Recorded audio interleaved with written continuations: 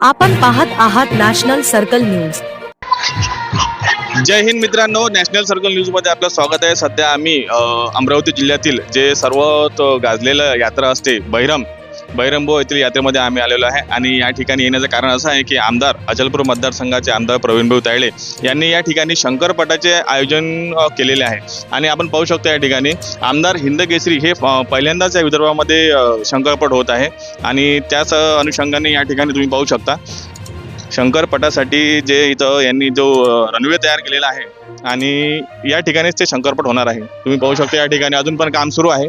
तसेच आमदार प्रवीणभाऊ तायडे पण या ठिकाणी आलेले आहे आणि उपस्थित मान्यवर पण या ठिकाणी आलेला आहे। प्रमुख आकर्षण म्हणून पुण्यातील भोसरी विधानसभा मतदारसंघाचे आमदार महेशदादा लांडगे पण या ठिकाणी येणार आहे।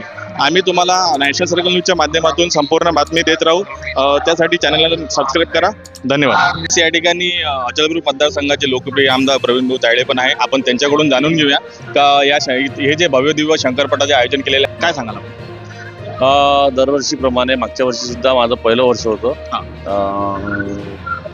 सातपुडा आमदार हिंद केसरी शंकरपटाचं आयोजन आणि हे दुसरं वर्ष आहे। आणि या दुसऱ्या वर्षी सुद्धा यशस्वीरित्या शेतकऱ्यांचं दैवत जे बैल आहे त्यांचा एक प्रकारे हा सोहळा म्हणा किंवा सण म्हणा असं आपल्याला मी तरी म्हणू शकतो।